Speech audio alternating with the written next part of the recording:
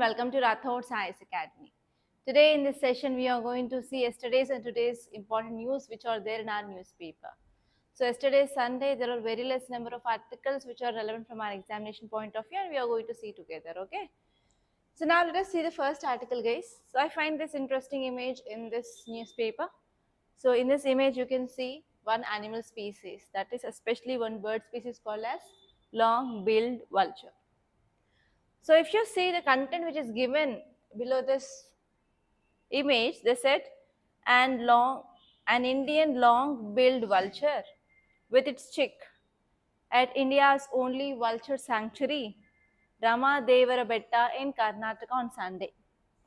The season marks fourth consecutive year of successful breeding at the sanctuary, a sign of hope for endangered species. So actually they said about one thing, that is Indian long-billed vulture, and they said about one important very crucial point where you may get a question, that is about India's only vulture sanctuary. Where it is located? It is in Rama Devara Betta, Karnataka. So how you have to study this topic? So here this article is talking about vulture, right? This part of your GS paper 3 under environment and ecology.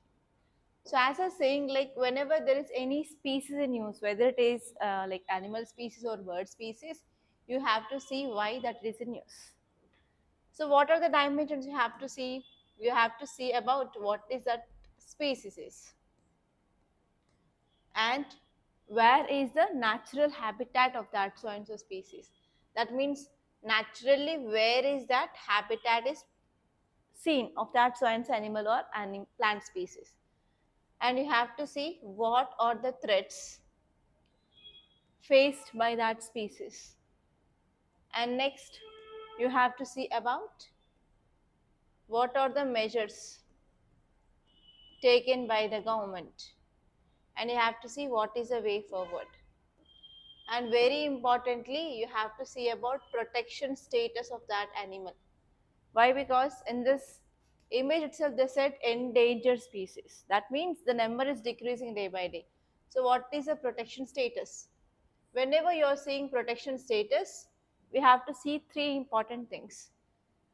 First one is under Wildlife Protection Act of 1972, what is the category? And you have to see according to CITES what its category, and according to IUCN Red List what is its category. So according to IUCN Red List, now that long-billed vulture is in endangered category of IUCN. Like that you have to see what is the CITES and what is Wildlife Protection Act. So this is the one area, okay, one side.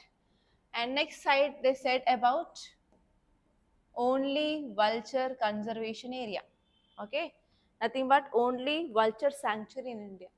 For example, you have heard about tiger reserves, you had heard about elephant corridors. Like that, for vultures we have vulture sanctuary, and we have only one India's vulture sanctuary, that is this Rama Devara Betta in Karnataka, and you have to see about that thing for sure. Okay, so now let us see about this facts regarding this sanctuary, and your homework part is do about this thing, do the work regarding this long-billed vulture in India. Okay, so regarding this I want to say one thing. So actually vultures population had been decreased 90% in India because of very important drug that is called as diclofenac. Diclofenac is a drug which is commonly used as a painkiller. Even if you go to hospital, for humans also, if you are complaining of severe pain, they will give diclofenac for sure. And even you can also get diclofenac tablets also available in the market. You can get and you can take that. So actually what is the important reason between this diclofenac and the death of this vulture? What is the interlinking is, especially in veterinary sciences. That means in the science where we study about this animals. So whenever any problem with animals is there, means this veterinary doctor will come and he'll also give this diclofenac to this animals. Okay, for example, if they died, means this diclofenac will be present in that dead body, that is carcass of this animal, right? So actually, this vultures. Vultures, they feed on dead and decaying organs or organisms. And when these vultures will come and eat this carcass, which is having this diclofenac will be entering into this vulture body, and ultimately that should be removed by the kidneys. That means there will be increased kidney failure in vulture. So because of this kidney failure in vulture, 90% of this vulture population had been reduced in India. So from that time onwards, government banned this diclofenac use in veterinary. Okay, so that is the one thing that you have to remember.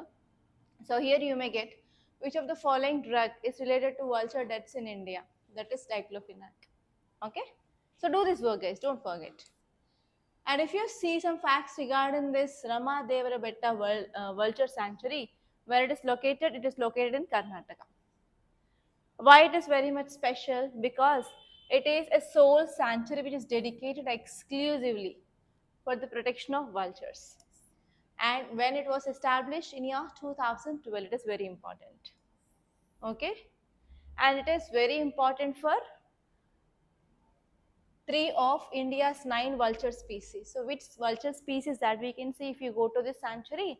That is long-billed vulture. You can see this is the image, and this one is Egyptian vulture and as well as white-backed vulture. So you can see these 3 vulture species in India, in this region. Okay, and this one here is actually why this area had been selected as vulture center, because actually this hills of this Ramanagara, in this area vultures are present, and actually there is significant decline of this vulture population because of veterinary use of diclofenac. So because of this, finally conservationists, they said that yes, we can create a protected area, and finally they established this vulture sanctuary in year 2012. And apart from vultures, we can also see other animals in this region because it is very rich in biodiversity. We can see various butterfly species, bees, birds, bats, spiders, snakes, etc. And even lots of flora we can see here. Okay, and if you see conservation efforts in this area, they want to mitigate the threats which are coming from this mining and as well as industrialization in this region. And also Indian government designated this area as eco-sensitive zone as well, and surrounding this sanctuary in year 2018 they declared this eco-sensitive zone, so that they want to reduce this human activities, and they want to control activities so that they can reduce human disturbances in this region, so that they can go for effective conservation of animals. Okay, so this is about some facts regarding this so and so vulture sanctuary, and you have to remember it for sure, guys. And now let us see the next article. Title says Bodo Peace Accord proved, Congress strong, Shah in Assam. So this article is talking about one important keyword, that is Bodo Peace Accord. The keyword in this article is Bodo Peace Accord. So in which subject you will be seeing this, guys? From GS paper 3 under internal security, you will be seeing this topic. Okay, so what are the dimensions you have to see? First of all, you have to see who are these Bodos. Who are these Bodos? And this article is saying the third Bodo Peace Accord. That means before this we have first, second, right? So you have to see about what is this first, second Bodo Accord. And now you have to see about this new accord, third. Okay? And apart from this, you have to see what are the issues and challenges. Why issues and challenges? Now the present government which is in rule or ruling party in power in central is BJP. Opposition party is normally Congress, right? Now, so because of this, there are some issues which will be raised by opposition party in the parliament. So here you have to see which are the concerns raised by Congress party now. So we are not going to see the political issues, but overall in this Bodo land. So what are the issues regarding this, and why they went for this Bodo Peace Accord for the third time, and how it is different from this first and second, that you have to know. And let us see all those things in clear. So if you see context, it is saying that our Union Home Minister in Assam said Congress had mocked him after signing third Bodo Peace Accord, but it has sustained to prove party wrong. We are not going to see anything political, but here from this context we can understand that the third Bodo Peace Accord had been signed. Okay, so who are these Bodos? Bodos, they are the single largest community and they belongs to scheduled tribes. They are notified scheduled tribes and actually they are seen in the state of Assam. And especially 5 to 6 percentage of Assam population is belonging to this Bodos. And actually they demanded for Bodo state in year 1967 to 1968. That means after we got independence, so these people they asked for their state. And under which name they raised this concern? They raised this banner of separate state for this Bodos in year 1967 to 68 under council called as Plains Tribal Council of Assam. So under this Plains Tribal Council of Assam, this Bodos raised this issue of Bodo land. And they started Assam movement along with this Assam Accord. And later on, what happened? Several Bodo groups they led their own student unions and also Democratic Front of Bodo land. And they started demanding for separate land for this ethnic community and they started doing movement. And in that movement, around 4,000 people they had been died. And later on, what happened? Bodo Accord. First, Bodo Accord had been signed to establish peace in this region. Okay, and later on even second Bodo Accord was agreed. So in the second Bodo Accord they agreed to create self-governing body for Bodo areas. Okay, and they got some financial and as well as other powers also. And later on now this year they signed third Bodo Accord. So if you see this third Bodo Accord is also got a new accord, and according to this accord, so now this earlier organization had been came up with a new name, that is Bodoland Territorial Region (BTAD) to BTR. This is the first important change. And next one is this agreement, which is also promising more legislative, administrative autonomy under this sixth schedule. So what is the sixth schedule? Sixth schedule talks about which states?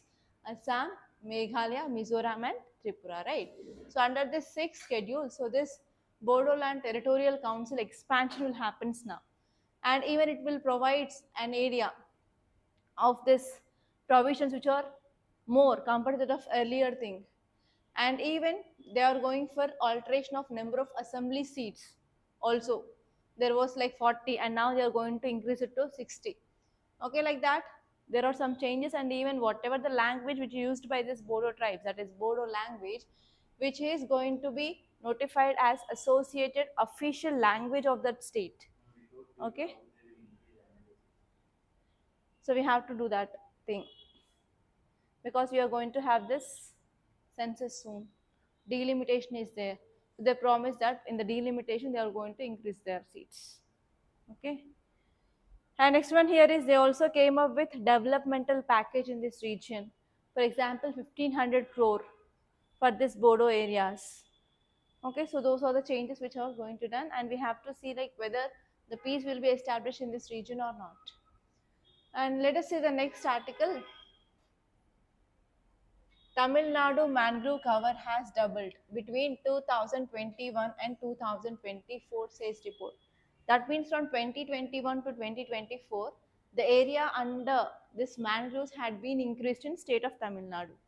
So if you see where is this Tamil Nadu located? In south area, right? Here we have.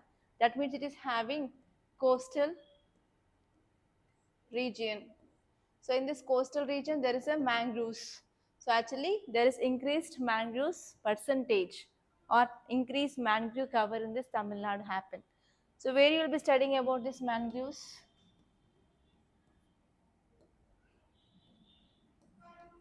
So you will be studying about this mangroves in your GS paper 3 under environment and ecology.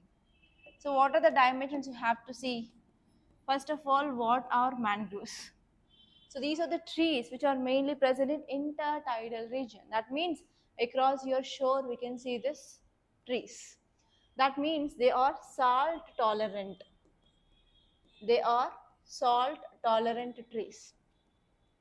And next one here is you have to see example of trees which are present in this mangroves. For example, in Sundarbans, which is present in this West Bengal, we can see the tree that is called as Sundari tree. So like that, you have to see which are the tree or the plant species seen in this mangroves, and you have to see some special features of this mangroves. And not only that, now this article is saying that increasing of mangroves is happening, means what are the ecological services provided. For example, if there is any cyclone or any tsunami, what happens? We need this mangroves. They will reduce the damage to the coast. They will be acting as a barrier, right? So you have to see what are the ecological services provided by the mangroves. And not only that, you have to do some work and you have to collect data of mangroves in India. What is the percentage of mangroves in India? And in which states we have this mangroves? We have high tide mangroves and low tide mangroves. So you have to see those things. Okay, now let us see what this article is talking clearly. So if you see the context, it is saying that mangrove cover in Tamil Nadu has increased from 4,500 hectares to 9,039 hectares. That means almost it had been doubled within a time span of 4 years. So who said this? So recently one report had been released, and the title of that report is Blue Carbon Monitoring for Mangroves of Tamil Nadu. So this report which highlighted that yes, mangroves are very important for our ecology, for our environment, for coastal protection, and climate change mitigation also we need that. Why? Because mangroves can be also very much helpful for absorption of carbon. That means they will also act as carbon sinks. So they will act as carbon sinks, they will protect your coastal region, and even for climate change mitigation.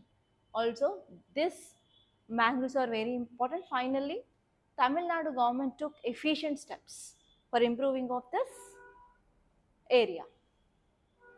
So now let us see the points. The first important point that you have to remember is dramatic growth. That means within 4 years, doubling of area is not a small issue, right? It is not at all a small thing. So that is nothing but the substantial increasing of mangrove cover happened. So why? Why? Because of government is taking some effective environmental policies, and also community is also taking part actively, so that they are going for restoration of habitat, and they want to enhance resilience against climate change. And this Tamil Nadu region will be getting rainfall not only during the southwest monsoon, but even in the northeast, that is retreating monsoon also they will be receiving rainfall. And normally Chennai will be every year it will be news because of floods. So because of this, it understand like if climate change happens, it will be getting affected the most. So because of this, proper steps taken by this Tamil Nadu state government for improving of mangroves. And this one here is especially two areas, two districts, Tanjavur and Tiruvallur. So they took an important step. They supported a lot for maintaining of Tamil Nadu's mangrove ecosystem, because these two areas they have nearly 50 percentage of total mangrove area, so that they understand like what are the concentrated efforts they can take so that they can get successful conservation strategies. And this one is whenever there is increasing of this mangrove, then what happens, we can also boost our climate change mitigation. How?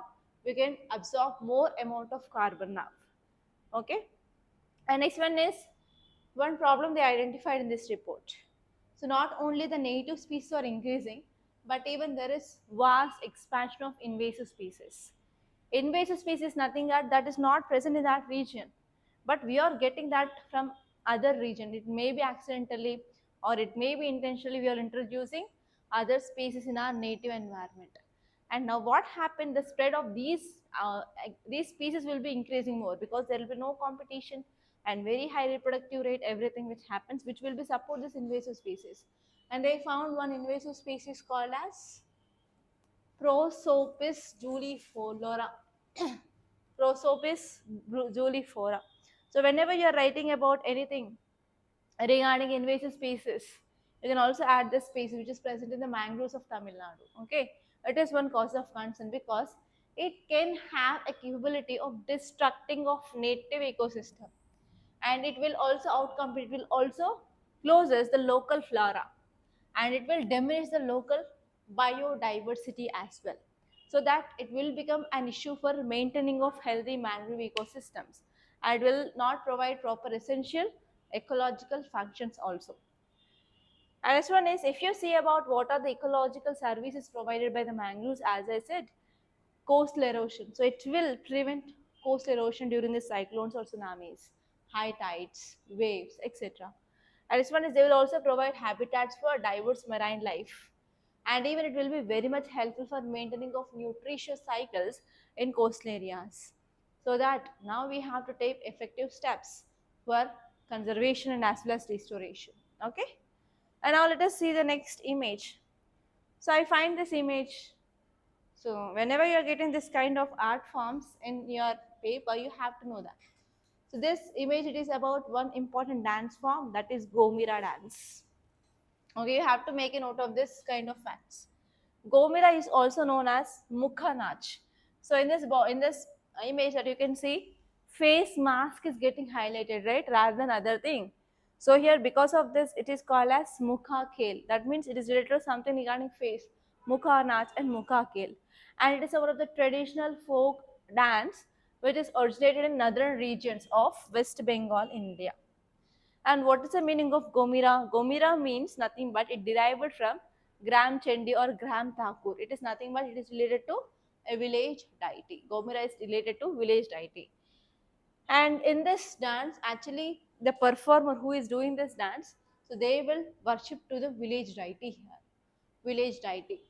And especially this dance will symbolizes emergence of righteous forces of evil, and as well as they want to seek the blessings from this local deity, so that it will be helpful for their good agriculture produce. For agriculture, they will be doing this dance to get blessings from the local deity. And actually, when this dance will be performed, so it will be performed between mid-April and mid-July. They are nothing but the Chaitra and Ashada. These are like Bengali months, and there is no fixed dates for this performance. And actually, dancers, they will wear like wooden masks. They will represent various deities and various mythological characters in the stories. Okay, that is the thing. And even they'll use some music instruments like drums, metal gongs, shenai, etc. Okay, that is the thing that you have to remember. And let us see the next article. Title says Chandrayaan 5 received center's approval, and it will carry 250 kgs rover, says ISRO chief. So till now we discussed about Chandrayaan 3, Chandrayaan 2 and Chandrayaan 1. So here now for this Chandrayaan 5 also, this project of ISRO is already got approval from center, and we have to, let's wait and watch. But what you have to see here is, so in this article they gave the details of this Chandrayaan 5 and as well as 1, 2, 3, 4 of this Chandrayaan series. So actually this Chandrayaan series, it is a study of moon which has been launched by ISRO. It is very important thing. So here if you see this paragraph, you can understand. So this Chandrayaan 5, why it is special? Because we are going to send 250 kgs of rover. Okay, 250 kgs of rover we are going to send to this space, so that we will be now studying this lunar surface.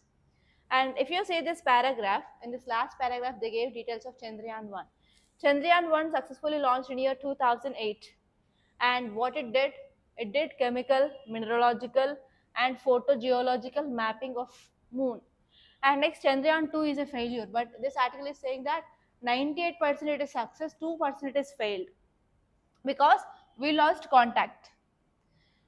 And next one here is, this article is saying that Chandrayaan 2 is 98% successful and 2% is failure because we lost the connection.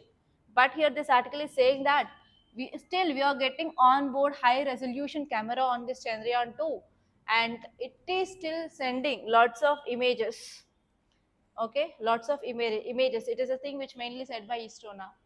And if you see Chandrayaan 3 mission which had been done after this Chandrayaan 2, and this is a very successful mission so far, I can say. So what we achieved? We achieved safe landing, that is soft landing on the southern pole of your lunar surface. So this is about this Chandrayaan 3. And next one here is Chandrayaan 4.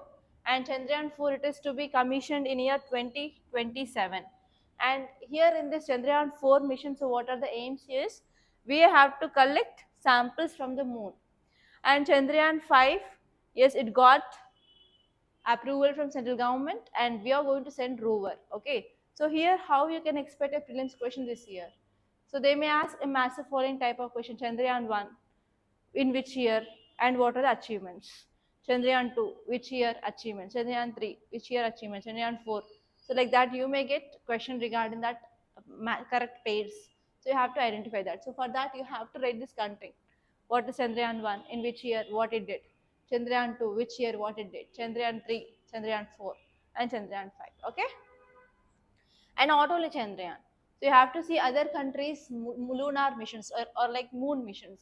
For example, which are the missions of Japan, and even you know about this Chang 4 of China, and even NASA's experiments. So you have to see all those things and make a list of in detail regarding lunar missions of different countries. And now let us see the next article. Title says immunizing the elderly is crucial for disease prevention, says experts. So immunization means nothing but we want to activate your immune system. Okay. So if you're talking about your immune system is nothing but defense.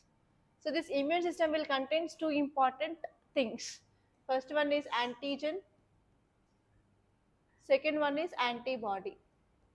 So antigen is nothing but foreign particle which will enters into your body, which have a capability of causing a disease.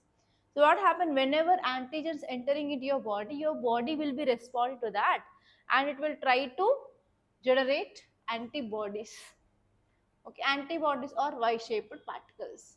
Okay, so these antibodies will be generating in your body. And in this immunity, we have two types of immunity.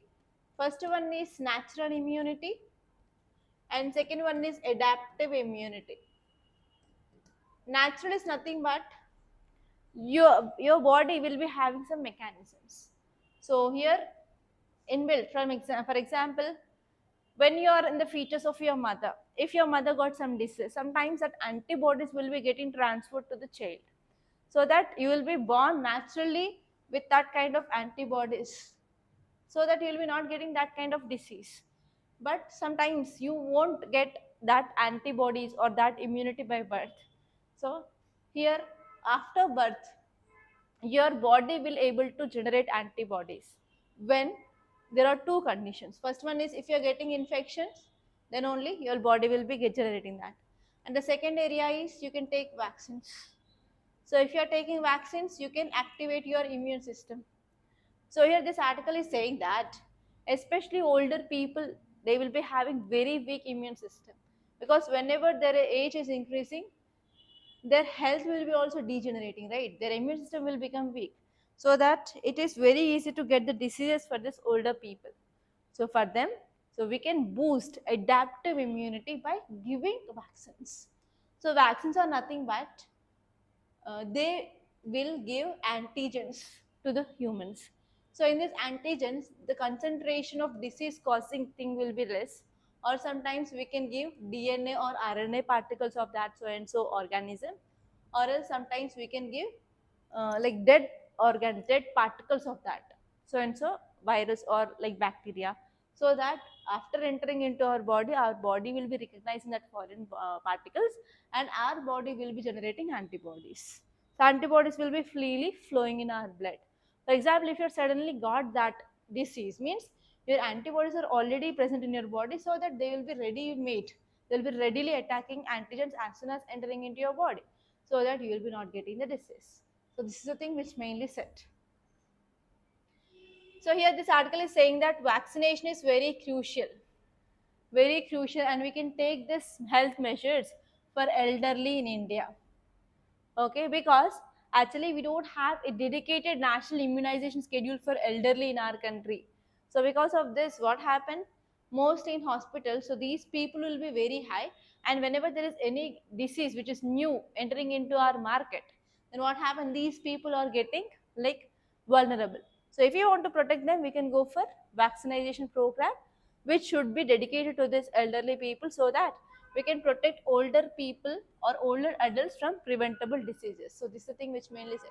So just see about what is immunity, what is natural immunity, what is adaptive immunity, and what is about this immunization. And have to see for which kind of diseases we can provide vaccines to this elderly now. Okay, so here in this paragraph, this it. We can give vaccines like annual influenza vaccines, and we can give vaccine to shingles. We can give vaccine to this varicella zoster, that is chicken pox. And we can give vaccine for coronavirus.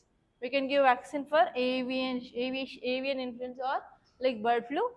Okay, in this aging adult. So you have to know this. Okay, that's it.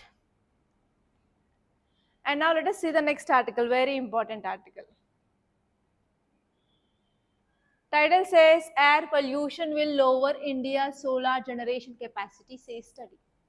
So the keyword is air pollution.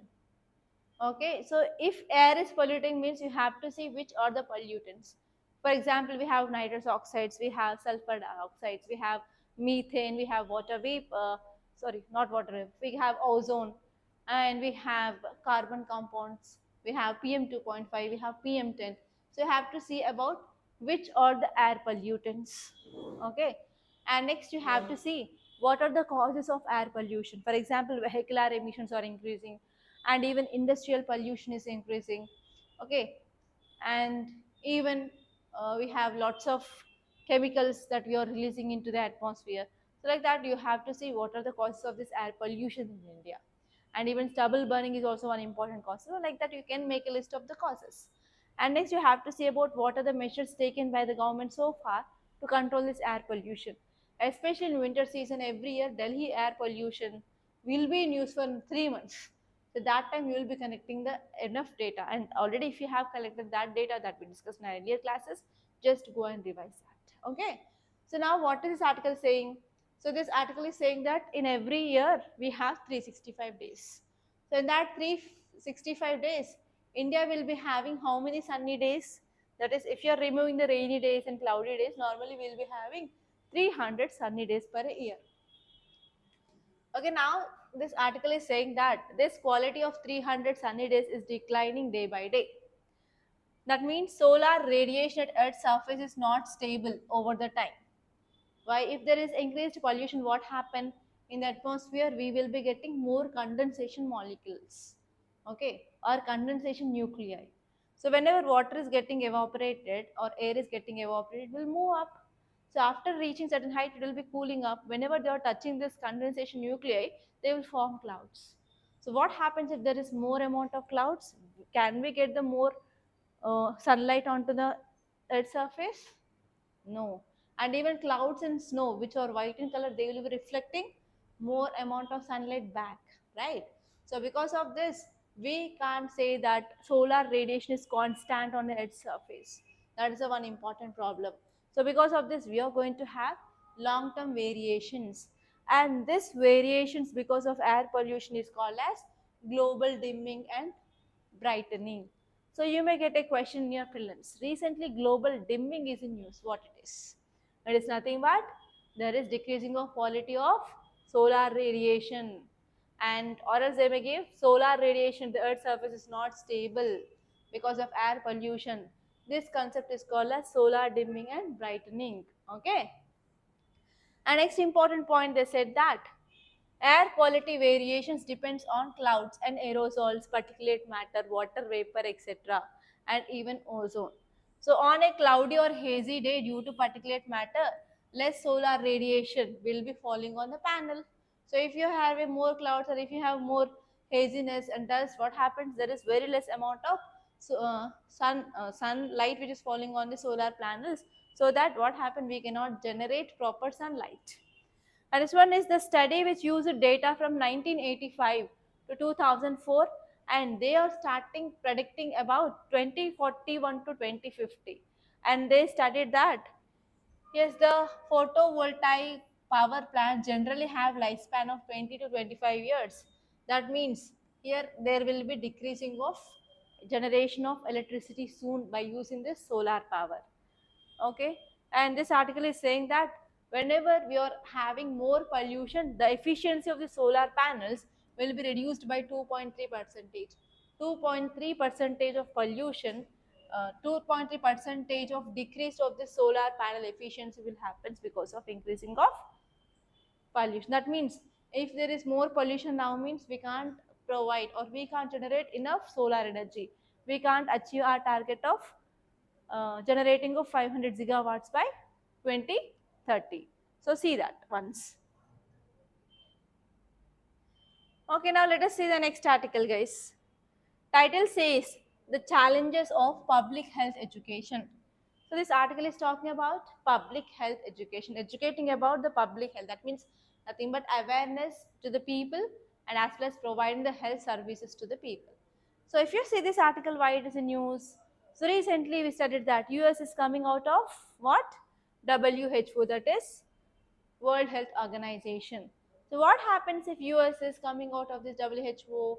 So what are the funds which is given by the USA to this WHO will be cut down or reduced.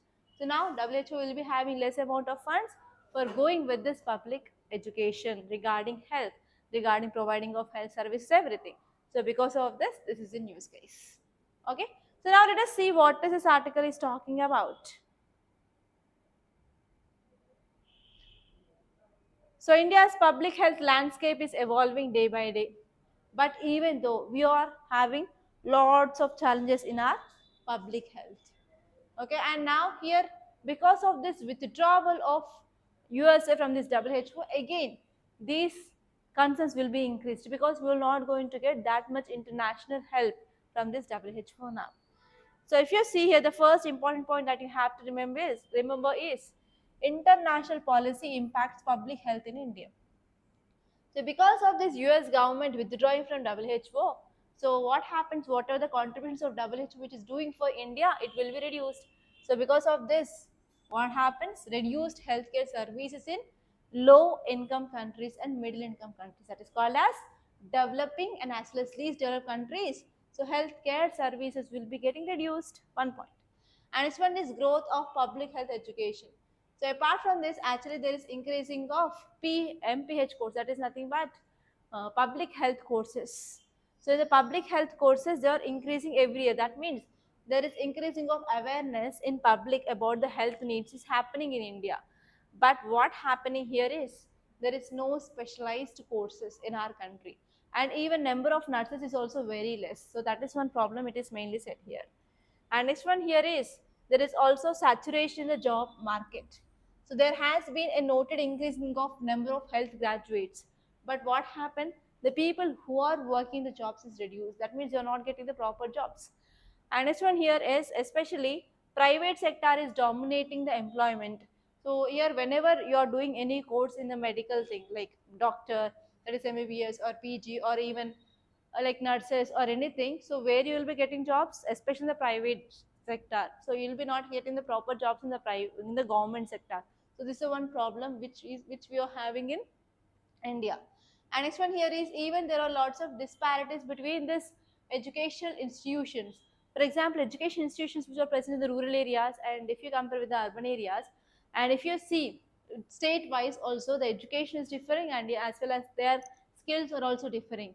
So that is a one more important problem that we are having. So because of this article is saying that we need a standardized network of healthcare professionals and we have to improve the educational quality regarding this medical sciences in India. And even we have to focus on community healthcare workers. So recently, till last week, we discussed about this ASHA workers. ASHA workers are also like community healthcare workers. They are bridging lot of gap, right?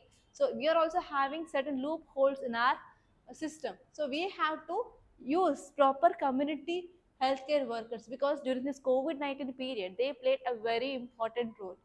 Okay, and especially we have to improve the specialist in these community healthcare centers, and we have to address immediate public health challenges, and we have to ensure we are serving the communities to the proper quality with the proper quality, so that we have to focus on especially policy support and as well as proper resource allocation should be there for this community healthcare workers. So these are the things which are mainly highlighted, and these are the important topics that appear in our newspaper. Thank you so much, guys, for watching, and please do like this class and share this class. And don't forget to subscribe to Rathod Science Academy. Thank you.